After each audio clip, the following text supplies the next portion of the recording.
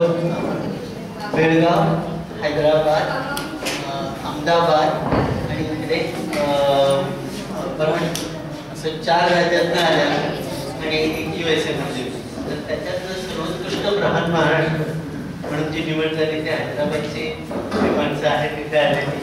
त्यांनी इथं फिजिकली येऊन प्रेझेंट करणं पसंत केलं.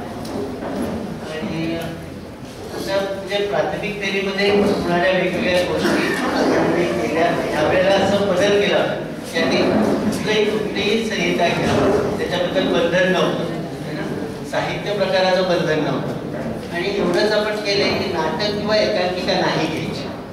कारण त्याच्यात आपण असं म्हणतो की जे काही तुम्ही सादर कराल त्याच्यामध्ये कुठल्याही एका विषयावर 25 ते 30 मिनिटाचं साहित्याचं अभिवाचन करायला पाहिजे.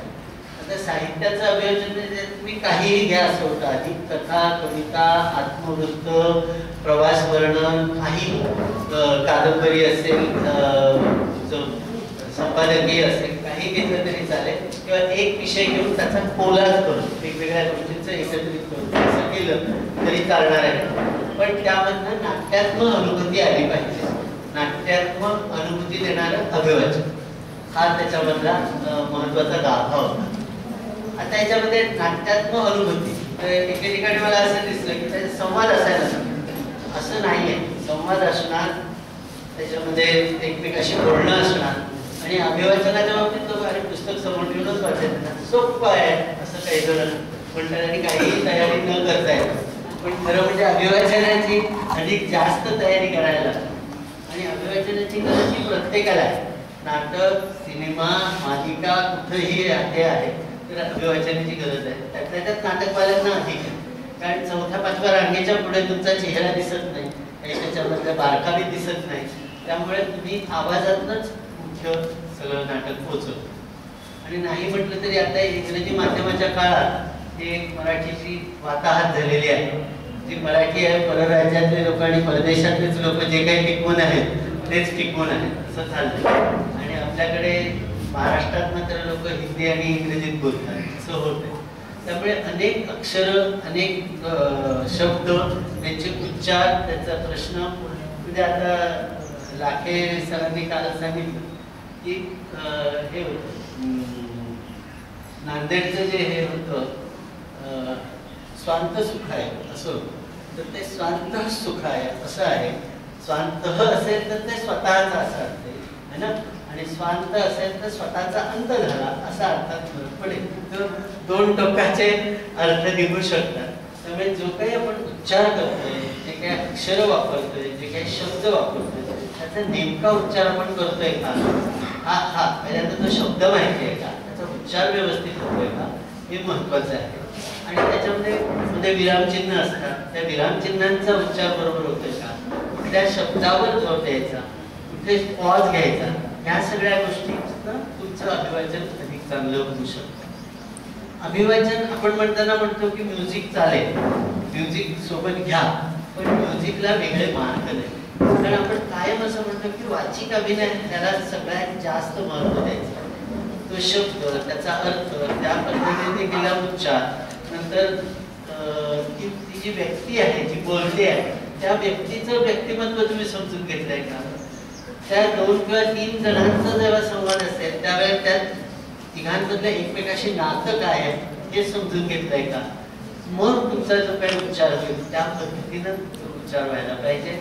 भावना त्याच्यात कुठल्या कुठल्या आहेत, त्या भावना व्यक्त होत आहेत, हे सगळ्याला आपण महत्व देतो. त्यामुळे संवाद आहे म्हणजे हे तुम्ही नाटक केलं असं काही जण म्हणतात असं म्हणायला हा एक महत्वाचा भाग समजून. आणि अभिवाचनाच्या बाबतीत परत जसं नाटकाची नाट्य संहिता असते तसंच अभिवाचनाची संहिता तुम्ही तयार करून घेतली पाहिजे. एखाद्या कादंबरीवर जर अभिवाचन करायचं असेल तर त्याच्यात तुम्ही तसंच भाग घेतला किंवा त्या कादंबरीचा आशय येईल असं छोटं करून घेतलं पाहिजे. एखादी कथा समजा तुम्हाला लहान पडते, 20 मिनिटाचीच कथा आहे, 15 मिनिटाचीच कथा आहे, आज पुरण घातलं आहे कवितेचं, तसं आहे की काही पुरण घालता येणार आहे का तिथे, ते त्याच्याशी संबंधित आहे का, त्याच्या आशयाला कुठेतरी विरोध करणारा नाही आहे ना, ह्या सगळ्या गोष्टी आपल्याला बघायला पाहिजे. आणि म्हणून संहितेची निवड ती करताना तीही महत्वाची आहे. त्याच्यामध्ये पुढे काय ही पुरेशी उत्सुकता येते का? नाटककलांकडे सगळ्या गोष्टी असतात, प्रकाशवचन असतं, नेपथ्य असतं, वेशभूषा असते, रंगभूषा असते, अनेक गोष्टी असतात. पण आपल्याकडे आपला आवाज आणि त्यातून व्यक्त होणं एवढीच एक गोष्ट आहे. आणि त्याला जर का आपल्याला प्रेक्षकांना आणि श्रोत्यांना, ते दोन्ही आहेत ना, प्रेक्षकही आहेत आणि श्रोते आहेत, तर त्यांना आपल्याला जर आपल्याकडे खेचून आपल्याकडे त्यांचं लक्ष वेधून ठेवायचं असेल तर आपले उच्चार, आपले सगळं भावना असलेले हे सगळं असं अभिवाचन खूप छान व्हायला पाहिजे. म्हणजे मगाशी लाखे सर म्हणाले की जशी बैठकीची लावणी असते तसे हे बैठकीचं नाटक आहे. त्यामुळे त्याच्यामध्ये आपल्याला त्या पद्धतीनं ते नाटक करायचं. त्यामुळे त्याची तालीम पुरेशी आहे ना. तालिमीच्या बाबतीत आपण परवा बोलत होतो, तालीम छान करणारी माणसं तिथं मागे बसलेली आहे ना, तिथं पण तर ती सगळी माणसं तालीम खूप करून येतात. आणि मला नेहमी असं वाटतं की आता समजा हे संपत आलं ना, संपलं सगळं, एक 4-8 दिवसात लोक बोलायला सुरुवात करतात. आणि आम्ही बघितलंय ना, आता ही संहिता बघतोय आम्ही, आता याच्यावर वर्क करायला सुरुवात केली. म्हणजे वर्ष संहितेवरती विचार करून मग येणारे असे पण अभिवाचक आपल्याकडे आहे, असे पण स्पर्धक आपल्याकडे आहे. तेव्हा त्याच्यावर त्या डेप्थने विचार करून तुम्ही प्रेझेंट केलं पाहिजे. आता ऑब्जेक्शन कुठल्या कुठल्या गोष्टीला घेतात लोक की अरे काही म्हणतात की नाही नाही श्रोत्यांकडे प्रेक्षकांकडे बघितलं पाहिजे, काही म्हणतात नाही नाही त्यांच्याकडे बघायचं नाही. पण मला असं वाटतं बघायला हवं, कारण जर तुमच्या समोर जर बसलेले आहे त्यांना विश्वासात न घेता तुम्ही कसं सादर करू शकता है ना. मी जसं परवा बोललो की दोन्ही बाजू आहेत. म्हणजे तुम्हाला एक दिसतं आपलं छान होतंय की नाही ते प्रेक्षकांच्या नजरेत दिसू शकतं, हा एक भाग. आणि त्यात ते इन्व्हॉल्व होतात, तुमच्या जे काही सादर करतात, तुम्ही जी संहिता सादर करतात त्याच्यामध्ये ते इन्व्हॉल्व व्हायला. त्यामुळे प्रेक्षकांकडे बघायलाच हवं. न बघता जर तुम्ही सादर केलं तर रेडिओवरचं नाटक झालं, ते रेडिओवरची श्रुतिका झाली. दुसरा मुद्दा चेहऱ्यावरती एक्सप्रेशन येणे. तर एक्सप्रेशन यायलाच हवे, कारण नैसर्गिकरित्या तुम्ही ज्या वेळेला एखाद्या भूमिकेत गुंतता आणि बोलता त्यावेळेला चेहऱ्यावर एक्सप्रेशन येणार आहे. खूप जणांचं असं म्हणणं असतं की नाही नाही तुम्ही चेहऱ्यावरती एक्सप्रेशन येऊन देता का म्हणे, तुम्हाला आवाजातूनच फक्त द्यायचं. आणि पुण्याला असा प्रयोग केला, परवा एक जण आले होते, ते म्हणायला लागले आम्ही असं पडदा बंद करतो, आतमध्ये बसतात लोक, ते वाचन करतात, समोरचे लोक नुसते ऐकतात, मग पडदा उघडला जातो शेवटी आणि मग हे होतं, मग त्यांना कळतं की कोणी वाचलं ते. तर आता आपल्याला इथे अशी परीक्षा बघायची नसते आणि आपण महोत्सव म्हणतो, त्यामुळे आपल्याला समोर असलेल्या प्रेक्षकांना आनंद द्यायचा असतो. त्यामुळे आपल्या चेहऱ्यावर एक्सप्रेशन आले पाहिजे, माफक हालचाली आल्या पाहिजे, पण खूप चालत फिरत. अर्थात अतुल पेठे असतील किंवा श्रीनिवास नार्वेकर असतील किंवा जळगावला आपले शंभू पाटील असतील, हे करताना नेपथ्य वापरतात, उठतात, चालतात, फिरतात, असं सगळं करतात. आपल्याला ते अपेक्षित नाही आहे एवढंच, अशा इतक्या हालचाली अपेक्षित नाही. ते करतायत ते चूक आहे असं मी म्हणत नाही, ते करतायत ते परत प्रेक्षकांना अधिक वेगळा आनंद देण्यासाठी किंवा आणखी काही करण्यासाठी करतात. आम्हाला मात्र इथं बसूनच वाचलेलं अपेक्षित आहे. पण चेहऱ्यावर एक्सप्रेशन हवे, एकमेकाशी संवाद हवा, हे सगळं हवं. आता मला जे काही सुचलं माहीत आहे, लोकांकडनं रेसिप्रिकेट झालं, त्याच्यातल्या गोष्टी मी सांगितल्या. तुम्हाला जर आणखी याच्यामध्ये काही वेगळे प्रश्न तुम्हाला प्राथमिक फेरीच्या वेळेला परीक्षकांच्या सोबत किंवा आयोजकांच्या सोबत अशा काही अडचणी आल्यात का, किंवा त्याच्याबद्दल तुम्हाला बोलायला पाहिजे का, काही असेल तर तसं सांगा. नमस्कार, मी डॉक्टर सुमेधा हाशे, अकोल्याहून. प्राथमिक फेरीच्या वेळेला आम्हाला नेहमीच अडचणी अशा येतात की पश्चिम विदर्भामध्ये उदासीनता आहे अभिवाचन या प्रकाराबद्दल, आणि त्यांच्यामध्ये आम्हाला जागरूकता करायला लागतं, अवेअरनेस डेव्हलप करायला लागतो की अभिवाचन म्हणजे काय असतं हे मुळातच त्यांना ठाऊक नाही. तिथे नाटक होतं, सगळंच होतं, पण अभिवाचन ही जी पहिली स्टेप असते तीच होत नाही तिथे. तर त्याच्याकरता आम्ही यावेळेला खूप प्रयत्न केले. तर 9 संघ आले होते अकोला जिल्ह्यातून पहिल्यांदा. तर हे सगळीकडे लोण पसरावं आणि मराठीतून अभिवाचन ही इतकी सुंदर म्हणजे संकल्पना आहे की आपली मुलं आता मराठी वाचत नाहीत, कॉन्व्हेंटमध्ये जातात, मोबाईलवरती सतत ते बघत असतात, तर त्यांना सुद्धा आज आता इथे जे सगळे आले आहेत विद्यार्थी विद्यार्थिनी, हा खूप छान उपक्रम आहे की ते आमच्या संहिता ऐकून त्याच्यावर बोलतात. आणि त्यापैकी काही मुलांनी सांगितलं, टीचरनी सांगितलं की त्यांनी आमचं बघून प्रेझेंट केलं तसं अभिवाचन 2-3 जणांनी. तर हां, त्या मुलांनी तर खूप छान म्हणजे ही संकल्पना अशी सगळीकडे ही रुजत जावी, बस एवढीच इच्छा आहे. आणि त्याकरता जास्तीत जास्त अभिवाचनाचे कार्यक्रम सगळीकडे व्हावे.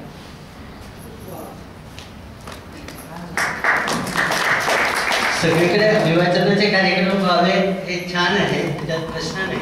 पण मला एक असं वाटतं, आता तुम्ही इथे ज्यांनी अभिवाचन केलं, बक्षीस मिळो न मिळो, पण ते एक अंतिम फेरीपर्यंत आलं, त्याचाच अर्थ ते एका दर्जाचं एका लेव्हलचं असं ते झालेलं आहे. तर मला असं वाटतं की 2 मुद्दे आहेत. एक म्हणजे आमच्याकडे आमचं YouTube चॅनल आहे, त्याच्यामध्ये बरेच जण सुमेधा तर नेहमीच पाठवतात. तर असं काही केलं तुम्ही इंडिव्हिज्युअली पाठवू शकता किंवा असं सामूहिक मधून करा, आमच्याकडे पाठवा, आपण त्याच्यावर चर्चा करू, त्याच्यावर आणखी काही इम्प्रूव्हमेंट करायचं बदलायचं असेल तर बदलायची सोय आहे व्हिडिओज असल्यामुळे, आणि मग ते आपण त्याच्यामध्ये सादर करू शकतो.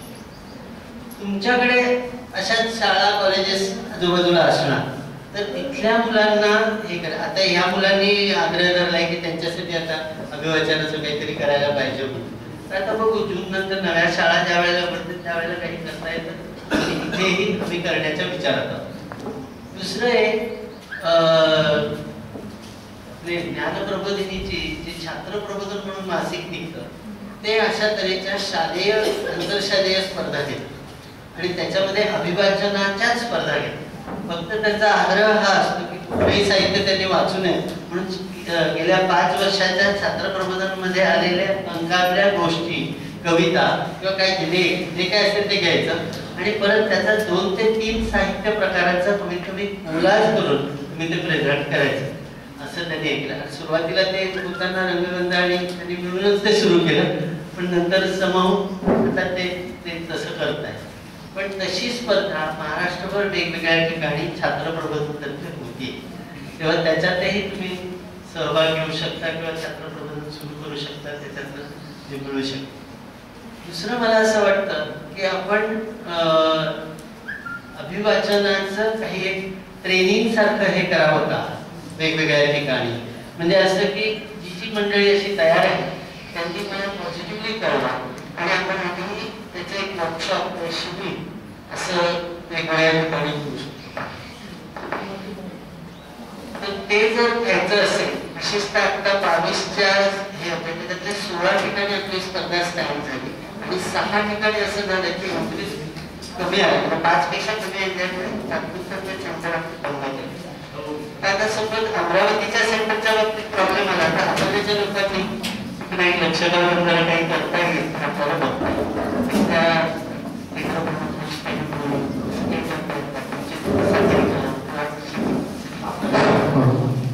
तिकडच्या बाजूला वर्ध्याचं पण तसं, सोलापूरला प्रॉब्लेम आला, नंदुरबारला आला. या ठिकाणी ज्या ठिकाणी असं अशा अडचणी आहेत त्या ठिकाणी आपण एकतर जाऊन काही करता येईल का, आपण सगळे मिळून ठरवू. तुम्ही तसं मला कन्व्हे करा, कोण जायला तयार आहे किंवा हे करायला तयार, त्या पद्धतीने आपण करू शकतो. आणखी एक मला महत्त्वाचं वाटतं की अभिवाचन याचं महत्त्व म्हणजे आता एक आपले नांदेडचे सुहास देशपांडे त्यांनी मला स्पेसिफिकली सांगितलं की आता ही वेगळीच कला प्रकार म्हणून डेव्हलप व्हायला लागला. काही लोक फक्त अभिवाचन करणारेच कलाकार आहेत आणि ते नाटक वगैरे येत नाही, आणि ते नाटक करणारे ते अभिवाचन वगैरे काय समज ते येत. तर ह्या दोघांचे एकमेकाला गोष्टी त्या खूप पूरक आहेत, त्यामुळे हे करायला पाहिजे. म्हणजे रंगकर्मी, आता तुमच्यातले बरेचसे रंगकर्मी आहेत मला माहीत आहे, पण त्यांनी हे सांगितलेलं ऑब्झर्वेशन तुमच्यापर्यंत पोहोचवायचं म्हणून मी हे सांगतोय. तर अशा तऱ्हेनं विशेषतः साहित्यात जे कोण आहे, आता काल संभाजीनगरच्या त्या गौरी कुलकर्णी आल्या होत्या, त्यामुळे मी लिखाण करते, मी अभिवाचन केलंच नव्हतं, पहिल्यांदा हे केलं. पण मग असं लिखाण करणाऱ्यांना सुद्धा अभिवाचन योग्य अभिवाचन संहिता असं लिहिण्याचं लिखाणातलं पण असेल तर त्याचं छान.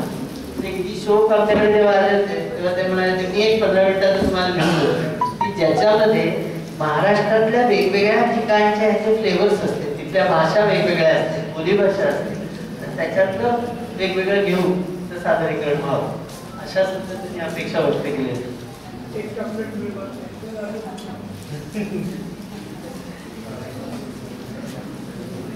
तर ह्या पद्धतीने आपण काही गोष्टी करू शकतो. आणखी कुणाला काही शंका किंवा विचारायचं? नमस्कार, मी अहमदनगर येथून आले. शर्मिला भोसाल, शब्दगंध साहित्यिक परिषदेच्या वतीने आम्ही आज शेवटचं अभिवाचन इथे सादर केलं.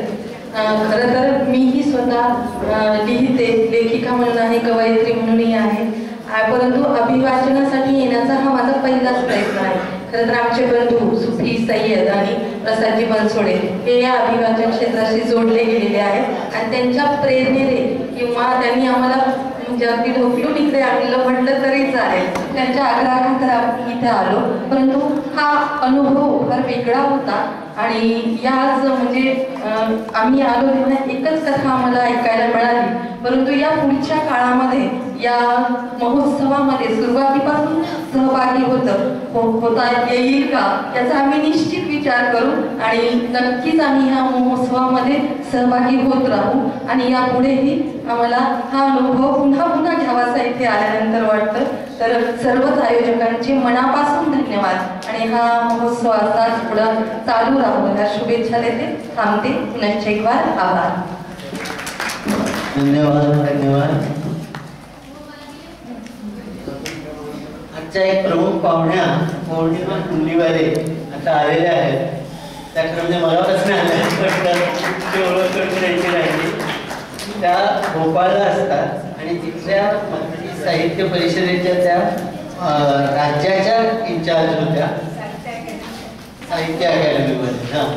तर त्यामुळे आम्ही ज्या वेळेला 2-3 वर्षापूर्वी कोरोना काळामध्ये एक घेतली होती अभिवाचनची स्पर्धा, कथाकथन स्पर्धा, त्या सगळ्यामध्ये मध्य प्रदेशातून 10-12 एंट्रीज त्यांच्या आल्या होत्या. आता सुद्धा जी बऱ्हाणपूर्ण आलेली एंट्री आहे ती त्यांचीच मैत्रीण आहे. आता तिथं आपण जे विद्यार्थ्यांचं हे घेतो समीक्षक गट म्हणून, तसं तुम्ही प्राथमिक स्टेजला सुद्धा घ्यायचं ठरवलं तर हरकत नाही. ते तुम्ही बोलवू शकता. एक हक्काचे प्रेक्षक श्रोते मिळतील, ते त्यांचं एज्युकेशन होऊ शकतं. अकोल्याला यावेळेला अशोक ढेरे आणि विजा हर्षे या दोघांनी मिळून आलेल्या सगळ्यांची जेवणाची सोय केली. आणि मुख्य म्हणजे बाहेरच्या जिल्ह्यातनं बुलढाण्यामधनं सुद्धा त्यांनी एंट्रीज मिळवल्या. तर त्याचं अर्थात कम्युनिकेशनचं हे जे आहे उत्साह आहे आणि त्याच्यातून चांगलं दर्जेदार देण्याचा प्रयत्न करतात. झाल्या त्याच्यामध्ये कल्याणला सगळ्यात मॅक्सिमम एंट्रीज होत्या, 15 एंट्री झालेल्या होत्या आणि बाकी ठिकाणी आपल्या 12, 13, 10 अशा चांगल्या एंट्री. फक्त एक 4-5 सेंटर 6 सेंटर्सना असं झालं 5 पेक्षा कमी होत्या. त्याचा आपल्याला जरा विचार करतो. पण पुढच्या ह्याच्यामध्ये आपल्याला कुठला साहित्य प्रकार केलाय मनाशी विचार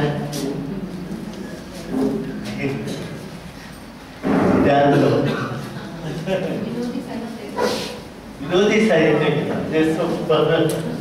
अग्रलेख वाचायचा का? अग्रलेख वाचायचा आहे. आणखी काय? असं साहित्य विनोदी कथांसाठी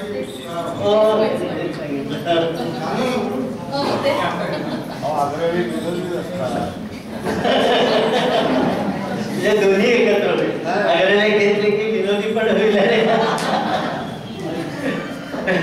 4 पत्रांचे अग्रलेख वाचले प्रहसन निर्माण.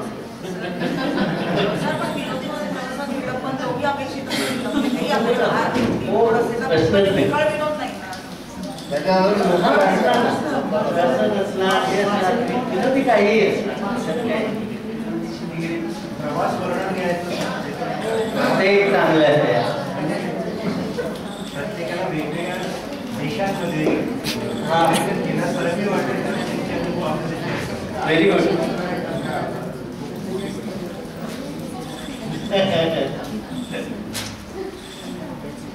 तर असे एक 2-3 कल्पना आल्या. प्रवास वर्णन आहे, विनोदी हे आहे, लिखाण आणि अग्रलेख सरांनी सांगितलं तसं तेही घेता येईल. तेच मला म्हणायचं तर सगळे जणांना असं वाटतं की जे कुठलं संवादात्मक असेल ते जास्त छान प्रेझेंट करण्याच्या हिशोबाने. पण असं काही नाही. तुमचं काही जण नुसतं निवेदनात्मक सुद्धा अतिशय चांगल्या तऱ्हेने वाचून ते इंटरेस्ट करू शकतात. त्या निवेदनामध्ये सुद्धा त्याला काय म्हणायचं नाट्यात्मक अनुभूती आणता येते. ते आणणं एक वेगळं जरा डिफिकल्ट गोष्ट आहे, पण आणता येते. हां, आणखी एक मला सांगायचं तर जेव्हा डिव्हिजन करतात त्यावेळेला होतं असं, मागे एखादी अक्षरशः सोबतच्या पात्राला फक्त 3 डायलॉग ठेवले आणि बाकी पूर्ण वाचन त्यांनी एकट्याने केलं. तसं आपल्याला अपेक्षित नाही. एकाच व्यक्तीचं खूप सगळं झालं तर ते खरं म्हणजे आपल्याला जे समूह अभिवाचन अपेक्षित आहे ते होत नाही. तर समूह अभिवाचन व्हायचं म्हणजे त्याची इन्व्हॉल्वमेंट. जर 3 पात्र असतील तरी नॉट एक्झॅक्टली ही 10 पानं आहेत तर मग ही 3 वाटली असा तो प्रश्न नाही. ते त्याचं डिव्हिजन करताना सुद्धा कुणाला कुठलं द्यायचं, काय द्यायचं, आवाजाचा पोत काय, बोलण्याची पद्धत काय आणि त्याच्यातलं आशय कशा पद्धतीने जास्त चांगला पोचवतो. आणखी एक मला असं वाटतं की कथा आहे मग ती जशीच्या तशी वाचायची असा प्रश्न नाही. जसं आपलं नाटकामध्ये दिग्दर्शकीय संस्कार त्याच्यावर होतात, काही ठिकाणी गोष्टी बदलतात, त्यांचा क्रम मागे पुढे केला तर अधिक उत्सुकता येऊ शकते. तर त्या सगळ्या पद्धतीचा विचार करून तुम्ही त्या संहितेचं अभिवाचन संहितेमध्ये रूपांतर करायचं. तसं केलं तर ते जास्त चांगलं आणि प्रभाव सुचवायचं आहे. एक मला असं वाटतं की आपण शुक्रवार शनिवार रविवार असं 3 दिवस घेतो, तर ह्या 3 दिवसाऐवजी फक्त शनिवार रविवार असं घेतलं तर आपलं सुरुवातीला जेव्हा सुरुवात केली त्यावेळेला 1 ते 1.5 तासाचं अभिवाचन आपण करायचं. ते हळूहळू कमी होत तर 25 ते 30 मिनिटात. आता शॉर्ट व्हिडिओज तर 1-1.5 मिनिटाचे असतात, पण तसं आपल्याला करायचं नाही. अर्धा तासात सुद्धा कोणी तक्रार करतो की जरा 40 मिनिटात होतं बरोबर, 45 मिनिटं असतील तर बरोबर. पण मला असं वाटतं की 25 ते 30 मिनिटं एक टॉलरेबल लिमिट आहे. आणि तसं जर असेल तर 2 दिवसामध्ये अशा 24-25 एंट्रीज येणार असतील तर आपण पूर्ण करू शकतो. पुढच्या वेळेस फेब्रुवारी महिन्याचा शेवटचा शनिवार रविवार पण आतापासून पक्का करून करतो. असं एक सजेशन होतं की आपण एखादा साहित्य प्रकार घेऊन त्याच्यावर अभिवाचन जे यावर्षी आपण करा ते सुरुवात करू, त्याच्याऐवजी एखादा विषय घेऊन त्याच्यावरती कोणताही साहित्य प्रकार घेऊन तुम्ही अभिवाचन करू शकता. असं केलं तर कसं होईल? अजून एक गोष्टी ही कल्पना चांगली आहे, तसं केलं तरी होऊ शकतं. बघूया. अर्थात कल्पना एक मध्ये पद्धतीचं हे असायचं. आपण मला वाटतं यावेळेला सुप्रिताईंना सांगायला सांगू पुढच्या वर्षीसाठी विषय काय घेता येईल किंवा कसं त्यांच्या एकाला कोणाला तरी मान्यवरांना हे करायचं, सांगायचं की कुठलं हे करायचं आणि विषय किंवा एक 4 ओळीमध्ये त्याचं आशय दिला. छान.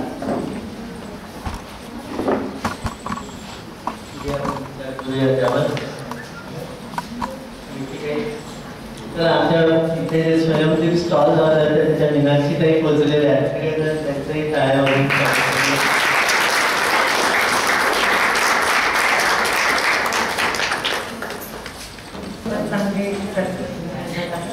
आणि या चर्चेतून अनेक प्रश्नांची उत्तर होत आहे. एक की ते पात्र रंगवीत असताना अभिवाचन करीत असताना तर तसा मेकअप केला, सपोज त्या व्यक्तिरेखेला अनुसरून नऊवारी साडी, कुंकू, बांगड्या खेडेगावचं दृश्य असतं आणि त्याप्रमाणे तो मेकअप ती वेशभूषा करून अभिवाचन केलं असतं. तर त्याचा अधिक प्रश्न नाही अधिक होऊ शकेल आपण मुख्य म्हणजे अभिवाचन हे नाटक आणि शिल्पिका याचा आदलामधला भाग आहे असं म्हणतो. आणि नाटकासारखं सगळं करू नये त्या हिशोबानं म्हणजे त्याच्यातले रंगभूषा वेशभूषा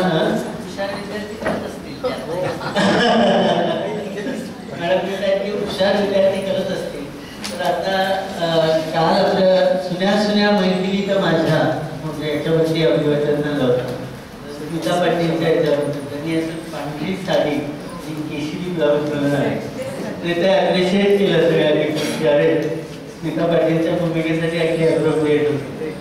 किंवा आम्ही जेव्हा अगदी सुरुवात केली वर्ष होतं अपर्णा रामतीर्थकर त्यांनी झाशीच्या राणीवरचं प्रेझेंटेशन केलं. त्या झाशीच्या राणीच्या पेक्षा बसलेल्या होत्या आणि हे इम्प्रेशन पडतंच त्याचा प्रश्न नाही. कारण दृश्य स्वरूप त्याला जे जे आणता येईल ते आणता येईल. पण आपण तिथे स्पर्धा बघायला त्याला मार्ग देत नाही. पण ते आपोआप दिले जातात कारण त्याचा परिणामकारकता वाढते. पण सर तुम्ही आता बोलतात ठीक आहे की त्याला मार्क्स म्हणजे अधिकचे गुण गृहीत धरता येणार नाही. पण माझ्या मते अभिवाचन हे श्रवणीय व्हावं, प्रेक्षणीय नव्हे. कारण अभिवाचन हा वाचिक अभिनयाचा प्रकार आहे. त्यामुळे माझ्यामध्ये संगीत मग नाटकामध्ये राहतच काय सर परत संगीत झालं, तुमचं वेशभूषा झाली, मग नेपथ्य आणि प्रकाशही करायचं, मग ते नाटक होईल ना सर. मग आपण अभिवाचन करतो तर ती एक वेगळं जॉनर म्हणून आपण करतो आहोत. तर या गोष्टीला प्राधान्य न देता वाचिक अभिनयातनं किंवा तुमच्या वाणीतनं ते उभं राहिलं पाहिजे. ते काही तुम्ही कथा नाट्य सादर करता असं माझं मत आहे.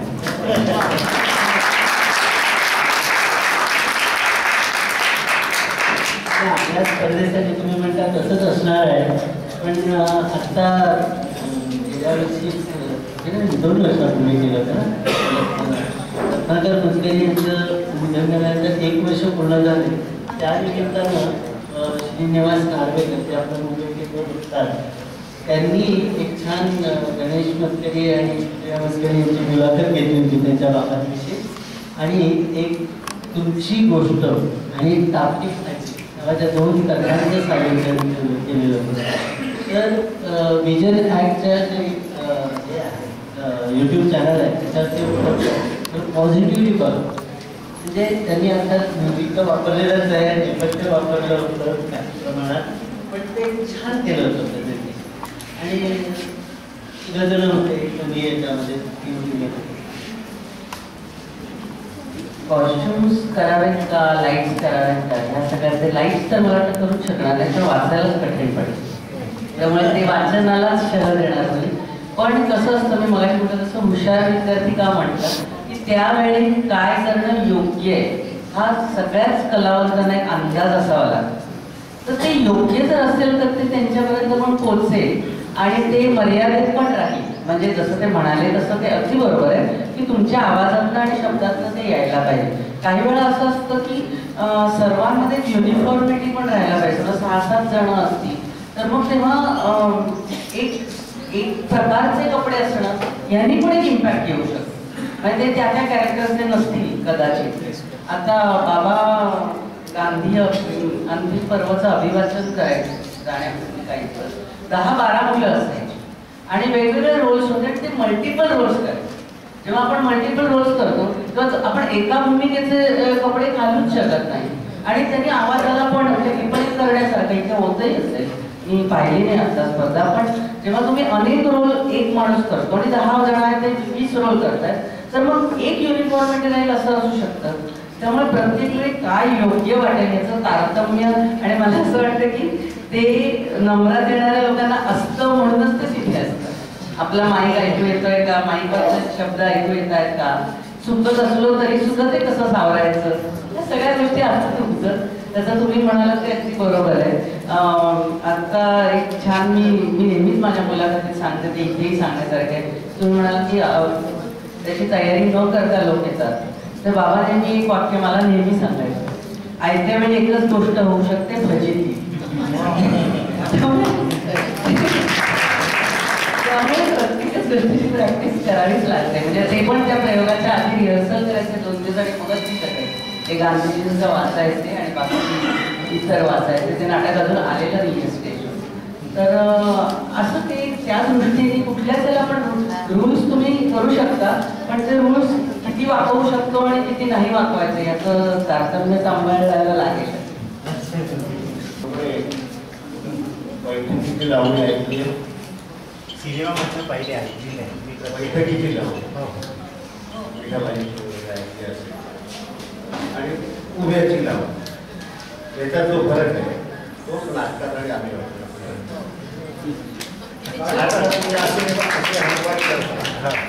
अभिवाचनात तसे करू शकत नाही, बाजूच्या कानपटात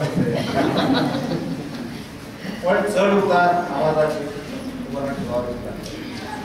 बैठकीची लावून तशीच म्हटली जाते. जी बैठकीला योग्य आहे तुम्ही बघितली असेल की बारकावे असतात त्याच्यामध्ये ते तुम्हाला अँप्लिफाय केल्यासारखे दिसतात. ह्यापैकी वगैरे 80-90 पर्यंत असेल मात्र 80 वर्षावर तुम्ही ऐकले गेले त्याला 16 वर्षाच्या वाटतात. फक्त हावभाव बसून तोच फरक आहे.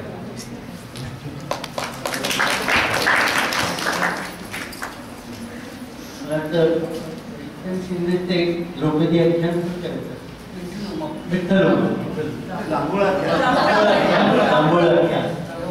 द्रौपदीची भूमिका करायची ते आणि अक्षरशः डान्स असायचा कसा हा असायचा घेर असलेला